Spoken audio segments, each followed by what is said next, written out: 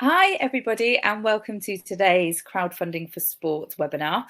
Today we've got a jam-packed one actually. I'm just waiting for a few more of you to join the live room. Numbers are going up. We are joined today by not only Sport England but British Cycling as well. We've also been joined by Dan Ruff, who crowdfunded a little while ago for his BMX club, but we want to check in and just see how he found it and also what's been happening post crowdfunder as well, just to give you guys an idea of what's involved with crowdfunding and the amazing outcomes that can happen for your organisation as well. So just a few housekeeping points before we get started. We've allowed half an hour for the main content of this session. We do like to leave a little bit of time at the end for a Q&A as well. So we might see this running up to about 45 minutes. We will try and keep it as succinct as possible. Please do use the chat box on the right hand of your screen just to pop any questions in there for us. I'll try and dip back into that throughout the session and answer as many as I can throughout the course of the slides and the live session, but we will loop back round at the end as well. Just to let you know that some of us are working from home, so please do bear with us. There might be some unexpected interruptions. Just had a thunderstorm start just outside, so you might hear rumbling of thunder, traffic noise, that kind of thing. If you do see that there's an issue with your internet, please do just press the refresh button, which is part of the browser bar just at the top of your screen there. You should come straight back into the live room. We are recording this session. Don't worry, we can't see you at all, but all of the content is recorded and we will then send round a replay, a follow-up email containing a replay link to this session as well. Okay, so I think that's all I need to cover for you guys before we get started. So without further ado, I'd love to welcome Nadine from Sport England along, and she can tell us all about the amazing funds available from them. Hi Nadine, how are you? Hi Zoe, I'm good, thank you. Good. Well, I'm going to leave you to it. I'll pop the slides with your funds on the screen and I'm going to disappear for a minute and check in the chat box. Great, thanks Zoe. Hi everyone, thank you for joining us this afternoon. Hopefully you'll pick up some great tips on how to run a successful crowdfunder campaign and learn how to access the two funds that we have available through Crowdfunder. So the first fund we have available is our Active Together fund, and this is a 7.5 million lottery fund that we launched back in May 2020 in response to the COVID pandemic. The key focus of the fund is recovery, reinvention, and building resilience. So typical projects could cover essential works, general maintenance, or coping with increased demand following the pandemic. It could now also cover the emerging energy and cost of living crises. Through Active Together, we've supported over 600 campaigns, and with plenty of budget left, we're looking for even more clubs and organisations to support. Our second available fund is our 7 million lottery fund called Places and Spaces, and this is a capital fund. And the key focus of this fund is inspiring participation, diversifying audiences, and bringing people together, all in the name of the recently held Commonwealth Games. And with this fund, typical projects could include creating, improving, or enhancing existing facilities to encourage new people and to provide more opportunities for people to get active locally to you. With both of our funds, we have up to 50% of match funding available to a maximum value of £10,000. We appreciate for many people that this is probably your first time crowdfunding or doing anything like this. So there's plenty of resource and wraparound support available from Crowdfunder, so do tap into this. I'll now pass back over to Zoe. Thank you, Nadine. That was brilliant. And as you mentioned, two brilliant funds there and lots of money available. Just had a few questions come in. One was about Sport Wales. So we do actually partner with Sport Wales as well. Today we're talking about Sport England and British Cycling. All of the principles of crowdfunding are the same. Let me just pop a link into the chat box with our extra funding information, because actually all of our extra funds, our national partners and regional partners, can all be found on this particular page. If you want to take a little look, by all means have a look at the Sport Wales fund as well. just to give you an idea of what might be available in your locality. But the principles are still the same. You would need to crowdfund, and it is a match fund up to a set amount of money, a set percentage of your target. So I hope that helps. And we'll come back to you at the end, Nadine, if that's okay. Yeah, Thank absolutely. you. So next up, we're going to hear from Amy, who's joined us from British Cycling, just to tell us all about their fund that's available as well. Hi, Amy. How are you doing? Hi, good, thank you. Thanks everyone for joining, especially the people who are thinking about setting up some cycling projects. Just to give you a bit of background to our fund. So following the Road World Championships in Yorkshire in 2019, £15 million was made available from the government to invest in cycling facilities. This was named the Places to Ride Fund, and the main priority was around the development of new and improvement of existing cycling facilities, but also considered equipment as well. It's not just about building something. So the programme is currently being delivered through a partnership with DCMS, Sport England and British Cycling. And the £15 million was split into a number of different pots. So we had our big large scale projects, which was anything over sort of £50,000, and our smaller scale awards, which was anything under £50,000. All of that's complete now. So those main funds have closed, and we've partnered with Crowdfunder to invest a pot of the funding in a different way to what you sort of normally perceive as, I suppose, a formal way of applying for funding. And this is the only facility funding that we have live at the moment for applications. So the main things we want to achieve with the investment is around encouraging more people from a range of different backgrounds to take up cycling in all its different forms and provide more opportunities for inclusive traffic-free cycling. And that's the real key thing around Places to Ride. We are looking at traffic-free projects only. We want to invest in opportunities that connect all of your local communities, and we want to ensure that we're delivering a lasting legacy. So creating those active environments that provide high quality and affordable opportunities. So the way the fund works is we can match fund up to a maximum of £15,000 per project, or 50% of your target. That doesn't mean you can only have a target of £30,000. Your target can be whatever you need for your project, but our maximum fund is £15,000. There's a number of criteria that you need to meet, which I think Zoe will probably go through with you a bit later on in terms of the number of unique supporters that you need to have. We're keen to hear from community groups, clubs, charities, parish councils, anyone really that has a great cycling related idea for community-based cycling. To date, we've supported BMX clubs to upgrade their facilities, and you'll hear a bit more from Dan on how we've helped him. Friends of Parks to upgrade their skate parks and community pump tracks. And then we've also supported small charities that are looking to purchase equipment such as adapted bikes. So do have a look at our eligibility criteria before you apply, because, for example, the fund doesn't allow us to support project development costs alone. It must be attributed to a capital cost, such as the build of a facility or the purchase of some equipment. So when your application comes in, it will be assessed by our panel, which is members from British Cycling and Sport England. So please be really specific on what the funding will cover. We will come back to you with further questions, but just make sure within that application and on your page, you let us know about your timelines for the project, how you're going to deliver it, and what really helps from the outset. For example, if you're planning to build something like a new pump track, for example, share the designs, let us know how much it's going to cost for all the different phases. And the more information we've got, the better we can assess your project. I think that's probably enough. I'll hand back to Zoe, but if you've got any further questions, just pop them in the chat bar for me. Thank you. Thank you, Amy. That was brilliant, really informative stuff. And you're right, I'm going to go through those unique supporter kind of pledge criteria now, actually. Would you be happy to join us in a little bit at the end, just to see if there's any questions that crop up? Yeah, of course. Yeah. Amazing. Thank you. We'll see you in a mo. Thank you. Okay, so a few key things to bear in mind. When applying for extra funding, you do need to give us the ability to share your project information with our funding partners like Sport England and British Cycling, for example.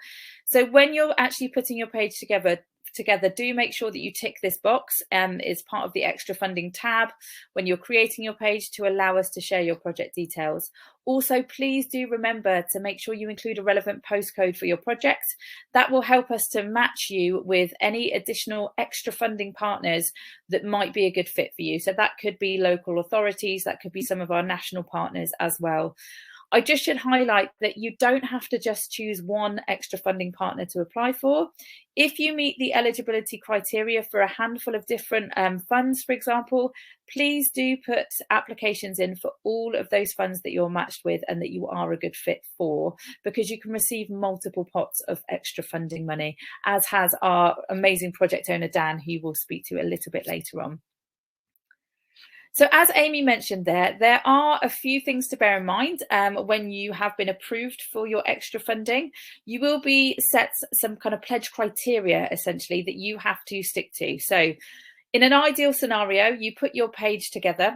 When it's really ready to go live, but you haven't launched it yet, that's a great time to put in those applications for extra funding. It opens up those conversations with our funding partners about any amendments or updates that might need to be made to the page. In an ideal world, you'll just get straight approval and you'll be able to go live with your crowdfunder, and you'll be able to use that content of being approved for extra funding as a real catalyst and motivator to rally your supporters around you and to help you actually raise funds towards your initial target. The way that it will work is that you'll start crowdfunding. Once you've reached 25% of your initial target by a set amount of required supporters, and you can see those required supporter numbers in the table at the bottom of this slide. By a supporter number, we're talking about unique supporters. So that's somebody who's got a unique banking footprint and email address. So for example, if you have a couple that have a shared bank account, if they both donate using their shared bank account card, that will actually count as one person because it's the same banking footprint. So you want to make sure you're having lots of different unique supporters donating to your page. Going on your required supporter numbers, once you've hit that and you've hit 25% of your initial target, that will release the extra funding pledge onto your page. It will show towards your target, and your extra funding partner, let's say Sport England, will show as one of your supporters. It will be really visible to everybody that's looking at your page that you've had support from one of our extra funding partners, That is the time to post an update onto your page, informing your supporters that the money has landed. Do great big, social media promotion, rallying all of those additional supporters and pledges to come on and actually donate money to your page to make sure that you then hit 100% of your initial target. And you've secured in that instance any of your extra funding and of course all the money that you've actually crowdfunded towards as well. We do give you the ability to set something called a stretch target, and that enables you to carry on crowdfunding whilst your crowdfunder is still live. So we always recommend that you set a target of the minimum that you need to make your project happen and then plan to overfund it with a stretch target. The stretch target can be all those added extras, the frills, the bits that make the project kind of sing and dance, but really the initial target needs to be the minimum that you need to make it actually happen and get off the ground. We've also partnered with Strava recently, which is really exciting. So actually, if you are doing some fundraisers as part of your project, we give you the option to choose to become a multiplier. A multiplier project actually allows people to fundraise on their behalf. It can be really exciting for sports clubs because it's a way of giving ownership back to your club members and the community in how they can really help you to raise those funds.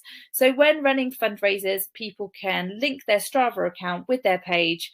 And as a club, you might want to set some challenges. For example, you might want to do a step challenge or a walk, swim, run challenge. Set that for your supporters, and actually people can take that ownership, as I mentioned, be able to show evidence of all of that training that they're doing or how many steps they're walking, for example, and give them a really exciting, dynamic fundraising page to help actually raise funds to your overall project. What I'd like to do now is to just give you all a bit more of an idea of what's involved with crowdfunding itself. So we'll watch a little video about the basics of crowdfunding successfully for sport, and then we'll loop back round at the end and I'll talk about the support that we have on offer for you as well. Hello everyone. So how does crowdfunding work and what is it? Well, crowdfunding is a great way to raise money and awareness for your organisation by engaging with your community. What you're going to do is create a crowdfunding page on our online platform. And don't worry if you're not too tech savvy, it's very easy to use, very user friendly. You're going to create a page that looks something like this one on the right hand side. And then you're going to promote that campaign to your crowd and your community, and they'll then make pledges and donations on your page, and that's how you get funded. So it's really important to make an engaging page. It needs to target the whole community. So try not to fall into that trap of just writing something that's geared towards your club members, because they're most likely going to be engaging with you already. So you really want to reaching out to the wider audience, potentially people who aren't already connected to your sport or your club, and really make the most of crowdfunding and create that awareness of your organisation. So when you're creating your page, what we always recommend is start with some key headlines and organise the content into a very readable order. So if you start with the headline of who you are and outline who you are as a club, your impact in the community, and why you're crowdfunding. So for a lot of you, it will still be the effects of that COVID has had on your organisation, but equally some people are now starting to get over that, and it may be a completely different type of project. So it's important that you just explain what you're actually crowdfunding for, and also how you plan to spend the money.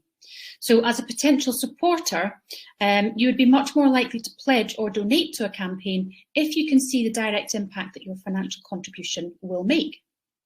Once you have all that information collated, it's time to make your page just look more engaging, more appealing. And the best way to do that is with images and videos. So you can add images in between to the page, in between the text, to break up those blocks of text that you should have. And it also helps to summarise and reflect the key elements of your campaign and show the personality of your club. So what also helps with that, as well as images, is a short video. So 1 to 2 minutes is absolutely plenty. You just want to grab the audience's attention and tell them in a nutshell what your project is all about. And it gives that opportunity to actually connect and engage with the viewers of your page. So it's really important to make sure that you're happy with your page before you go live, but also before applying for the extra funding. So whenever you apply for your extra funding, which you'll do via your project dashboard, the relevant sports organisation will review your page and give you some feedback potentially, and just make sure your page has got everything on it that it needs to be a successful campaign, and before deciding whether to give you a pledge for extra funding or not. Now, Crowdfunder is the UK's top rewards-based crowdfunding platform, as opposed to just purely donations only. So, and really, it's on top of the standard donation that you'd perhaps obviously associate with traditional fundraising. You add these rewards to take your campaign to the next level. So rewards tend to encourage larger and more pledges and enable you to attract pledges from outside your network. So you want to get really inventive and creative with your rewards as much as you can. So try to offer a range of rewards targeted at different audiences. So your members might be tempted by, say, a one-to-one coaching session, or you could offer sponsorship or advertising space to large donors. And then you want to think about those in the wider community who don't necessarily have a connection with your club already, but you want to think about how you can get them to pledge. So what you can do is speak with local businesses who may want to support your campaign. Rather than a financial contribution, or in some cases as well as, they can offer products or services to use as rewards. And offering these at a slight discount means that anyone in the area will be keen to make a pledge to grab themselves a bargain, an exclusive offer. So on the page here, you can see we've got some great examples of rewards that we've seen, such as on the right-hand side there, we've got 2 hours of conversational Greek lessons. In the middle at the bottom, we've got a fish and chips voucher. And then up at the top left, we've got Power Auto's MOT voucher. So you can see there's a bit of things that are totally unrelated to sport, but that is making it appealing much to a much wider audience. Now, another great thing that you can do with a sports crowdfunding campaign is to use our multiplier feature. It's really effective for sports clubs. It allows people to essentially fundraise on behalf of your project. So perhaps you might have some individuals that want to do something special to raise funds for the club, like a sponsored swim or run a marathon. Or perhaps you have different teams or squads within your club who fancy a bit of competition to see who can raise the most or cycle the furthest or run the furthest. It's a great way to get more people involved in promoting the campaign and tapping into their personal networks. So reaching an even wider audience, and it can add a great competitive element to a campaign too.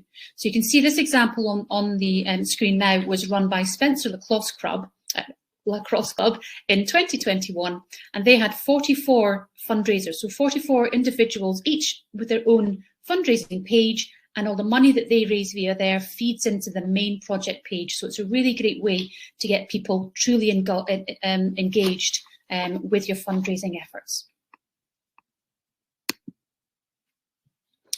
So crowdfunding works and sports go really hand in hand very well. Sports crowdfund really well. So you can see here there's a selection of different types of projects, and that's just a very small handful. So they range from speed skating to swimming to gymnastics. Sports clubs are often at the heart of the community, and by definition you have a group of potentially competitive people who directly benefit from the project. So whatever sport it might be, it crowdfunds really well, and you really want to have that common goal in mind and all crowdfund together. One of the next steps you can take, the most important steps, is to use our online learning facility. So we've got a free online course specifically geared for crowdfunding sports clubs, and that will give you even more detail behind the basics that I've just gone over now, telling you how to create the perfect page. There's lots of tips on how to actually run your crowdfunder and pull it together. So definitely go on and do that online learning course after this webinar, and then go on to help create your perfect page and apply for the funding. So best of luck to you all.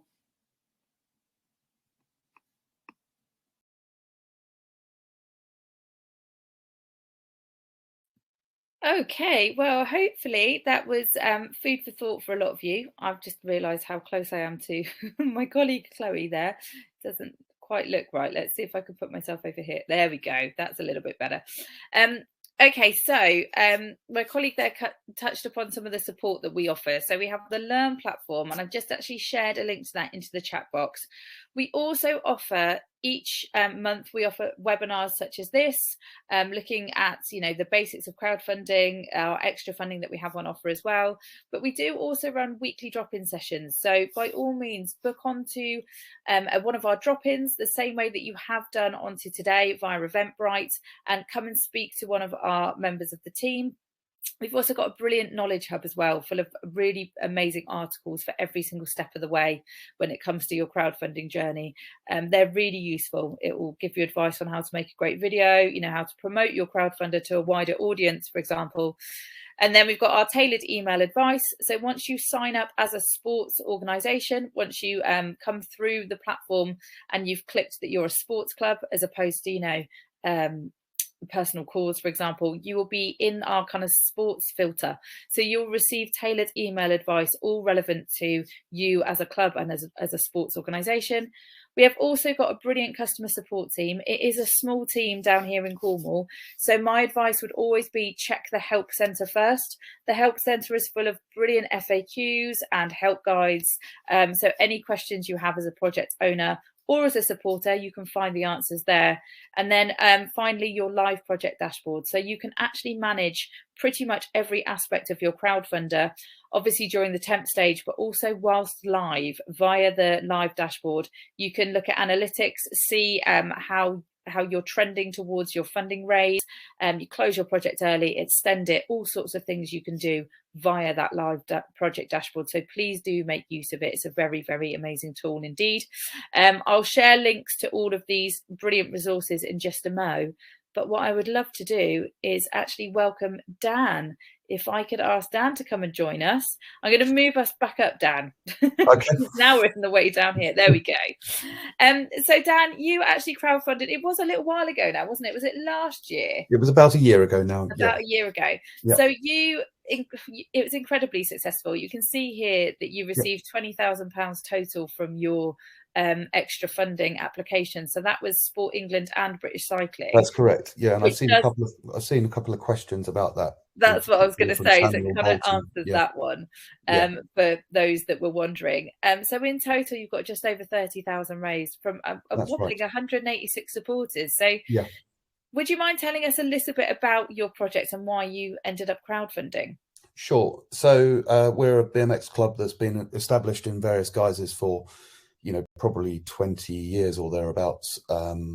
And a BMX race, for those who don't know, involves 8 people who, like you can see on the slide image there, line up on a start gate. The image that you've got there is indeed our old start gate. It was falling apart. It was difficult to maintain and to source new parts for, and indeed was becoming a bit of a health and safety risk. It had been written off by the risk assessment as something that needed to be replaced. It was going to take an immense amount of money to replace that gate. We needed £30,000.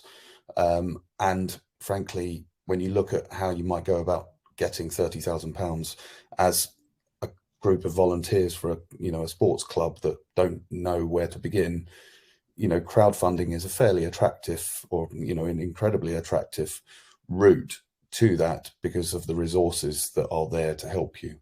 Crowdfunder as a site, a company, has plenty of resources that, helped us start to understand what we might need to do before we'd even considered it.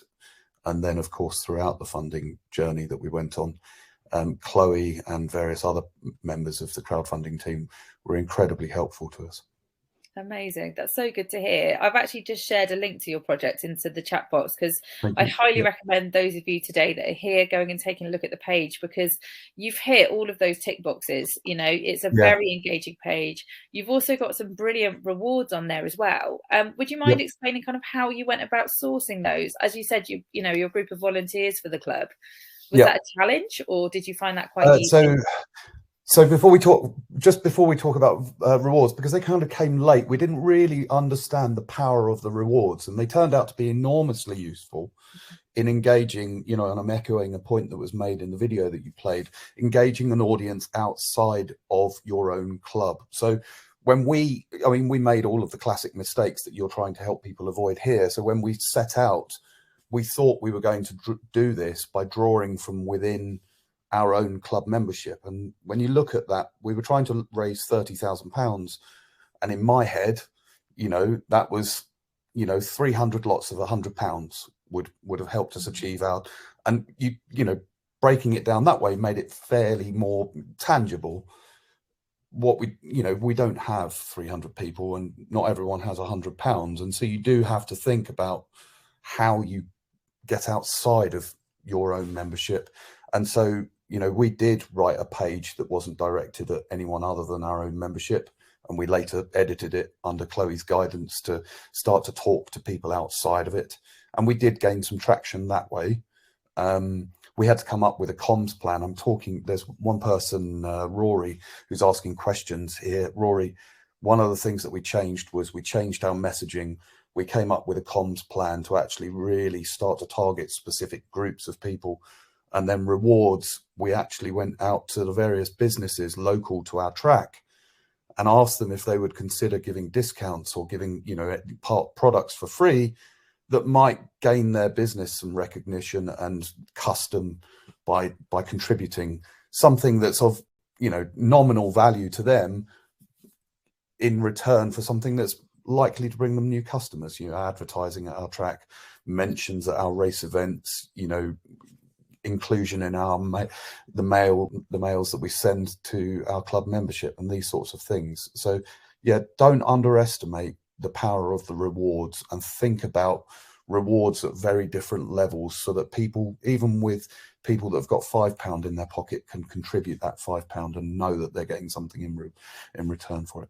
I think that's great. And you highlighted there actually the importance of it's almost stepping out of your comfort zone a little bit and going and speaking to those local businesses and community members, because actually once you have done that, that's lasting kind of collaborative partnerships potentially going forward. Very much so. Yeah. I mean, I don't live local to the BMX track that we're, you know, I'm 45-50 minute drive away, but I did take time out of my day on a couple of occasions to go over and go and pound the street. You know, I have started up my own business before, and crowdfunding felt very much similar to starting up a business in that sense. You get out on the street, you go and meet the people that are going to be benefactors of your crowdfunding, and you get people excited, and you have to do that, I think, to be successful.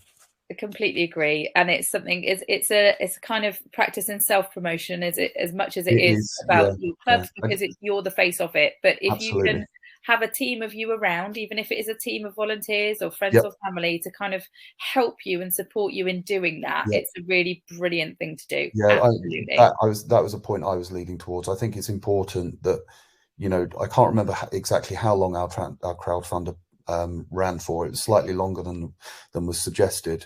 It's an uphill struggle for that period of time, and I think you need other people around you to maintain the energy levels that are necessary for you to be successful, because you are going to run into a few brick walls along the way. And to have people to soothe, you know, to kind of go, there, don't worry, let's keep going.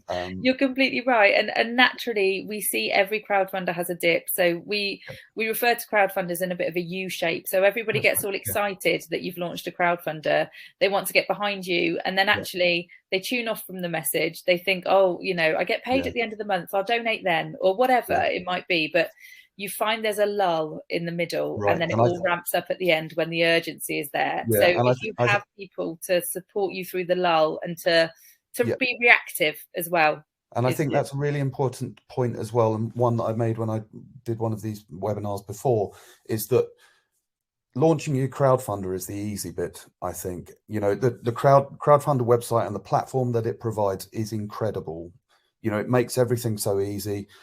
Understanding the extra funding that's available to you and the application processes for those, getting it clear what you're offering, be that rewards, what you're trying to achieve, and understanding the message, understanding the audiences that you're trying to connect with in order to bring money into your project.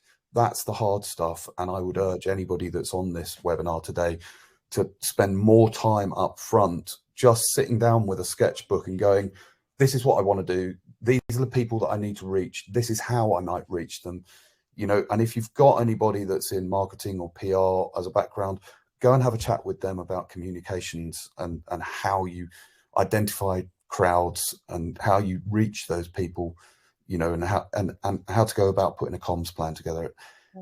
You know, we had to do so much stuff on the hoof because as I say, we rushed into creating our page and then, you know, Chloe was fantastic throughout, and the crowdfunder team, you know, very patient, I think is perhaps the word I should use, with us while they were giving us advice and helping us resolve the mistakes that we'd made, you know. And we were very, very fortunate to achieve what we did. And I don't think we could have done it without crowdfunders' assistance, or, you know, Sport England or British Cycling being tolerant of us making last-minute changes to applications and those sorts of things. Oh, amazing. Well, I'm glad, Crowdfunder was there to kind of help you and support you. Yep. I think one thing that has launched since you actually crowdfunded, Dan, is that knowledge hub I mentioned. Yep. So now things like, real amazing hints and tips and articles on how to reach a wider crowd are actually all part of that knowledge hub. So I've put the links into the chat. I'll include them in the follow-up email. But when people make use of the resources, I think they're going to find it a little bit... it's still going to feel slightly overwhelming. It's still a lot of work involved, but if people utilize those resources, it will hopefully make it feel a little less so, and we will definitely direct you in the right way. So I'm just a bit conscious of time, and we've had loads of these questions coming through. Would you just kind of let people know how things have been going since the crowdfunder? Have you managed to replace the gate? How are you going? Have you the gate was replaced. We pulled together a project.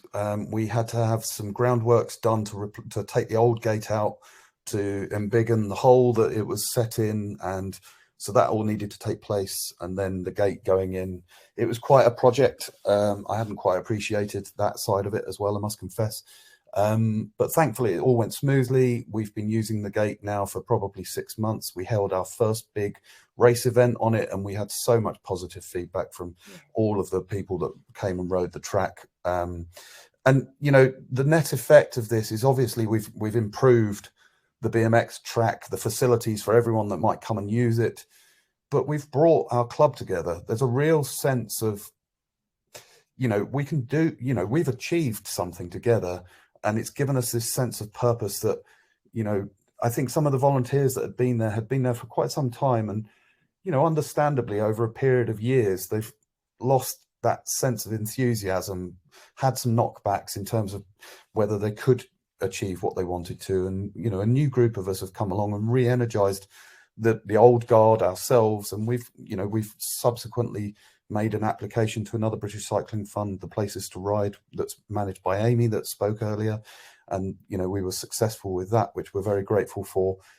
We've about to start trying to work out how we can crowdfund to get water to the track. There's a real sense that we can actually go and do more and improve the facilities further. And it's brought the club together, and it's giving it a new, renewed it, refreshed it, a new lease of life. And I think that's fantastic. That is really good to hear, and it's exciting. And you've been brilliant at posting updates onto your page throughout the course of the campaign. And one thing that I always recommend to project owners is keep using that page, keep posting those updates, and those supporters will know everything as well. It's a great tool for people going forward post kind of crowdfunding. I think we are, we got 186 supporters there. We're enormously grateful to any amount of money that came through. And I think you have to show to these people that have taken money out of their pocket, they're not even BMX riders or not even somebody that comes to the track, just to let them know, that £10 you gave, it wasn't meaningless, it's done this. And I think that then means that in the future they might well be inclined to give another £10. And I think it's important to keep connected with those people. It's an overhead that you don't realize you're taking on, but I think you're duty bound to do so that you set yourself up for success in the future as well. Yeah, that's brilliant advice. Thank you so much, Dan, and thank you so much for joining us. Would you stick around for a few moments and see if we've got any questions for yourself? I'll leave you to it for now. Yeah. Well, we'll jump straight in, actually, if that's okay. Sure. Amy and Nadine, are you there as well? Could you pop back on screen for me? Hi, how are you doing? Okay, I'm going to get straight into this because I'm conscious of trying to wrap it up within the next kind of 5-10 minutes. Okay, so this is a question from Julie. Can our organisation put money on the crowdfunding campaign? Yes, you can. This probably will answer a couple of questions. If, for example, you are holding fundraising events offline and people are going to be donating in cash, or maybe you're hosting certain events, yes, you can actually use that money and put it onto the crowdfunder via your organisation. That's fine. You do need to be mindful of that happening on a regular basis. You don't want to be putting huge chunks of money on. The other thing you do need to be mindful of is making sure there's an audit trail. If you've been approved for extra funding, our funding partners may well want to look into where these pots of money are coming from your organisation. So keep receipts if you can, keep evidence of those fundraising events that you've held. But yes, it is possible to do so. One thing to bear in mind is that it will be one supporter, and as soon as you've donated more than once, you will only be a unique supporter once. So if you're constantly putting money on from your organisation, you will still only count as one person, one unique supporter, and be mindful of the amounts of money that's going through the organisation onto the campaign. Would you agree, Amy and Nadine? Is there anything you'd like to add? Completely agree. Zoe, you can. Thank you. This is from Samantha. This is to Sport England, so you, Nadine, regarding places and spaces. How long will Sport England take to approve or respond once the campaign is submitted? So I guess an application is submitted. It's a quick turnaround, isn't it? It is, yeah. On average, we take about 2 to 3 days to review a campaign. But of course, if it comes in perfect, then that can be a lot sooner. So get it all ready to go live, get all of your rewards on, it looking really engaging, and then it's just a simple yes from Sport England, basically. Okay, a question from Kay. Is Sport England funding closing on the 25th of August? No, absolutely not. Both our funds are open for the foreseeable future, so definitely not closing soon. Thank you.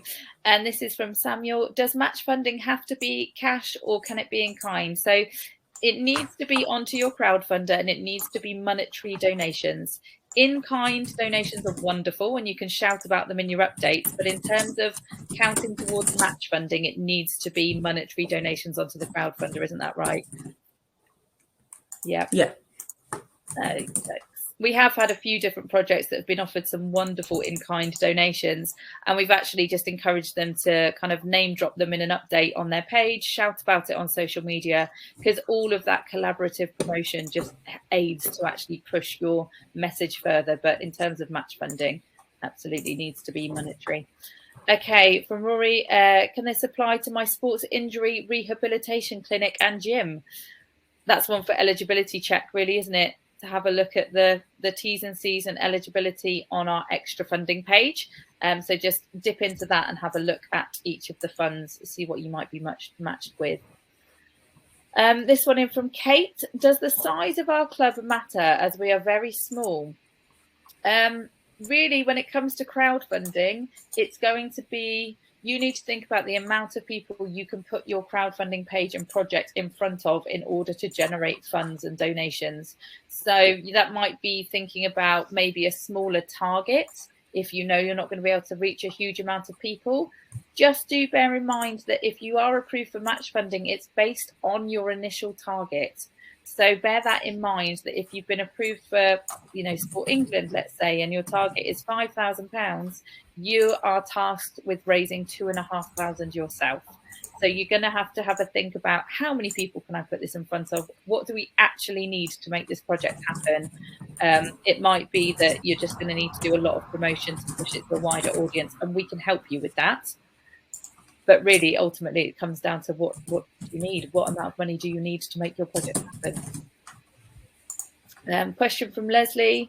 Do both funds require a crowdfunding contribution of 50%? I'll hand that over to you guys. So for us, our match pledge will be anywhere from 30 to 50%, depending on whether your campaign aligns with our funding priorities. So if you're only solely matched with one of our funds, for example, your crowd contribution will be anywhere from 50% to 70%. Brilliant, thank you. Similar for us as well, yeah. Anything up to 50%, we will fund. And that's based on different kind of criteria, isn't it? So it's things like area of deprivation and things like that, depending on where the actual project is happening, and things will determine as to how much of a percentage is pledged. Is that correct? Yeah, that's correct, Zoe. Wonderful. So this is from Carol. Do sports clubs need to have a specific length of lease on their building or pitches to apply for capital funding? So in terms of places and spaces, there are certain things that we do, certain information we would require to look at. But if someone would like us to look at it in more depth, I'll pop our general inbox into the chat. Feel free to email that and we can provide a more detailed answer for specific inquiries. That's amazing, thank you. This one in from Emma, I think I've answered that one in terms of if you're running fundraising events and you're paying in the money via your organisation, you will only ever be one supporter. However, yes, you would still need to evidence that. You wouldn't be able to increase supporter numbers at all, but obviously you would be able to increase the money raised on your project page by paying that in. The best thing to do really would be to actually funnel people to the crowdfunder at the event to actually pay directly onto the crowdfunder. And you can access things like a QR code, for example, as part of the promotion in your dashboard, so that you can actually have maybe posters and leaflets where people can actually just scan that with their phone and be taken straight to the crowdfunder. So we always recommend signposting people to your page because it will up your supporter numbers. But yes, you can run offline fundraising events and funnel the money on that way. Okay, this is from Emma. This is for you, Amy. How frequently do British Cycling assess extra funding applications? Well, we're not as quick as Sport England, I'm afraid, because we are a very small team. So we do try to turn it around within a week, but we will always get back to you, even if it's a little bit longer. So, for example, if I'm on holiday, I'm afraid no one assesses the applications. So it'll just take a little bit longer, but we'll always get back to you. No worries, thank you. And it's always a good idea, just bearing that in mind, if you've got a specific time frame for running your live campaign, make sure you're putting time into the planning and creating of your page ahead of time and putting those applications in as soon as you can and you feel ready, just to give enough time for approval or any amendments that might need to be made to your page before going live, to make sure you can actually secure that approval. Okay, this is from Kay. Is providing rewards essential? In terms of crowdfunding, no. You can do a donations only. That's absolutely fine. In terms of accessing the majority of our extra funding partners, then yes. For our sports one, it is a requirement. And as Dan explained, it was something that worked really well for them. So I think you'd kind of agree, Dan, that it elevated in a way. We hadn't quite appreciated just how much of a boost it would give, and so take some time to think about how you can include. Is my advice. Brilliant, and you kind of really highlighted as well that getting out there and speaking to the community, I think, is where it's at with rewards.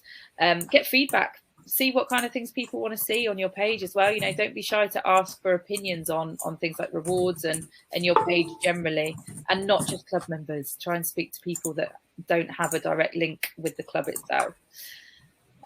Question from Leslie: is there a limit on funding available? So I think we showed it on the slides there. There is pots of money. So I think it's 7.5 and 7 million, isn't it, for places and spaces and active together, I think. So there's huge amounts of money available to access. Not sure with British Cycling, Amy. Do you know what the total amount is available? We've got a lot less. We are on a bit of a time limit with the Places to Ride fund. We expect it to go until at least next March, but it's just a case of how many applications come in. It's how long is a piece of string. Yes, depending on the setup of the kind of organisation, who's going to be crowdfunding for that. Is it part of a not-for-profit or group of volunteers? Then you may well be eligible for some funding towards it, depending on the criteria and the eligibility of the funds. But in terms of crowdfunding, absolutely, you could crowdfund. Extra funding might be a different kettle of fish, depending on those things I mentioned. Would you guys agree? Yeah. Yeah. How much does it cost to use the crowdfunder platform? There are fees attached. There are transaction fees for every project, and then depending on your organizational setup will depend on any platform fees that you might need to pay. I think I have popped a little link to the fees into the chat box. I'll put them in the follow-up email. My advice is always to find out where you sit in that structure and then always plan to absorb those fees into your initial target. So you might want to think about adding maybe 5 or 7% onto your target, just to make sure that you absorb any fees or any kind of unexpected costs, maybe with delivering rewards, that kind of thing, just so you come away with the amount of money you initially hoped to raise rather than that minus fees, if that makes sense. firing through as many as I can. They're coming in as quickly as we get through them. What time frame do you generally work to? So in terms of crowdfunding, Leslie, we recommend a short, sharp kind of injection of fundraising. So 4 to 5 weeks is optimum. We'd recommend planning for a similar amount of time. The reason we say that is we mentioned it when I was speaking with Dan about the lull in the middle of a crowdfunder. There is a chance that actually increasing a crowdfunder for a long time means you've just increased the lull in the middle. It doesn't necessarily equate to more pledges coming in, and it can be quite kind of energy sapping trying to combat that lull if it's over many weeks. That's definitely the case. Yeah, around kind of 5 weeks is optimum. Yeah. If you can, plan it over a couple of paydays as well. So it's giving people more option to donate if they have disposable income at that point. If you've got any events coming up within your sports calendar, you know, any big club events happening, try and incorporate that within the crowdfunder, even if it's an event that you can plan towards the end and you maybe sell tickets to it throughout the crowdfunding campaign. So be savvy with your timings, but really it's short, isn't it, Dan? It's quite a short exercise. Yeah, and as I was saying earlier, it's exhausting for you, the crowdfunding team, you know, so you've just got to remember, you know, it's exhausting for the people that you're trying to raise money from, because they're going to be hearing about you from you every day. And it's exhausting for you because, you know, you've got your own job to be doing as well as the crowdfunding. So just short and sharp is best, I think. Yeah. And varied. Keep your content varied as well. When you're reaching out to people, absolutely. Try not to just to repeat, you know, we're crowdfunding. Think about what's happening within your organization, what's happening outside of the crowdfunder. Promote that. So use images, use videos if you can, use kind of human interest content, and just always put the link to the crowdfunder. And think about channels as well. We didn't just use email, we didn't just use Twitter and Facebook and so forth. There was a local radio show that we did a couple of little interviews on. There was a local newspaper that we got in touch with, etc., etc. That leads really nicely on to the next question. Thank you. So in terms of getting the message across locally, as Dan mentioned there, speak to your local media outlets and your, you know, local radio. What's a great idea is to speak to them kind of in the early stages of your crowdfunder. But if you can, maybe queue something up for later on in the live campaign when you are at a really good place with your fundraising. So maybe around halfway to reaching your target, or especially if that money's landed from an extra funding partner, that's the time that you want to be spoken about on local radio, or you want a little piece in the local paper, because that's going to reach people that don't necessarily already know you. And actually you're looking really successful already and they can see it's going to happen. So they're probably more likely to want to give a little bit of money to get you over the line. But just again, and speaking to local business community, you might even find that you have local fairs, especially now we're going into the autumn, you know, leading up to Christmas. What's going on in your community that you can put yourself in front of people, you know? Is that school fairs, summer fairs, things happening at Christmas time? Think outside of your club kind of box when it comes to putting yourself in front of members of the community. Who was the first person to jump the new gate, Dan? It wasn't me. Oh. So what we did was we ensured that the kids that were being trained and racing on the gate were involved in fundraising, and so the multiplier stuff that we touched upon earlier. I mean, the Strava stuff's really interesting now because we had some people do some long distance bike rides and things like that. But we said the top 8 fundraisers would be the first 8 people off of the gate together. And so we made a kind of a thing out of, you know, we'll get this gate in the ground. And so we made it a bit competitive. So, yeah. It's a really good idea. And in the video, my colleague speaks about it. That multiplier function for sports clubs particularly is brilliant, because not only can you put the fundraising into the hands of some of your club members that might not actually have, you know, disposable income. It might be the youth squad, for example, that can actually fundraise and tap into their networks, their schools, their friends, by setting a challenge and pitting people against each other. You know, that people's competitive streak comes out and it works really, really well. There is a key message, I think, here about the multipliers and about is that as a fundraising team of volunteers, don't think that it's you that needs to do the fundraising all, you know, throughout the whole thing. You need to find as many people that can go and pound the street for you and do their own fundraising as possible. It's, you know, the 300 lots of £100 for my £30,000. That's a key message as well. Break it down into small increments and work out how you find your 300 people to go and raise £100 each. Yeah. Brilliant. That's really, really good advice. Just very, very quickly, this is from Chris. We are an inclusive cycling project based in Old Downs, cycling circuit in Bath. We're now setting up as an independent CIO and so need setup costs. What would be the best match funding source for these, please? Okay, as it's revenue funding. Now, that's not something that British Cycling would necessarily cover, is it, Amy? Oh, you're on mute. Sorry, it's trying to hide background noise then. Unfortunately, it's not something our crowdfunder pot could cover unless you were looking to buy some equipment to support your activation. I don't know if it's something that the Sport England funds can support through revenue, but I'll just drop the email into the chat box. So drop me a line, because I'll be able to put you in touch with our local regional manager, who may be able to put you in the right direction where you could potentially get some funding, some revenue funding. So I'll pop that in now. Thank you. That's really useful. And also it's worth having a little look, Chris, at just the extra funding part of our website generally, just to see if there's any of those matched funds or potential match funds for you that might cover that kind of revenue costs as well. Just this one, I think, because it will sum up nicely. From Paul, we're looking to build a multi-use site, basically, which would cost around 150 grand. So expect to take a year or two to raise. What would be your advice on using Crowdfunder? My advice would be, and we see it happen time and time again, is that break that 150 grand down into smaller chunks. You can crowdfund multiple times. You could crowdfund for different phases of the same project. Whether you would have funding for each of those is a different story. You might receive funding for one phase, for example. But you want to give your audience breathing space in between each of those. You want to give yourself breathing space in between each of those. But there is nothing to stop you from crowdfunding multiple times. Alternatively, you could crowdfund with 150 grand target. That's not unheard of, but you need to have a think about the size of your audience that you're going to need to reach in order to make that happen, and also whether that big of a target might seem an insurmountable mountain for your supporters. Function, which is on our main page of our website, type in keywords and see what projects have come before you and the type of targets they've been able to achieve, the type of rewards they have on offer, you know, whether they've been supported or not by different funding partners.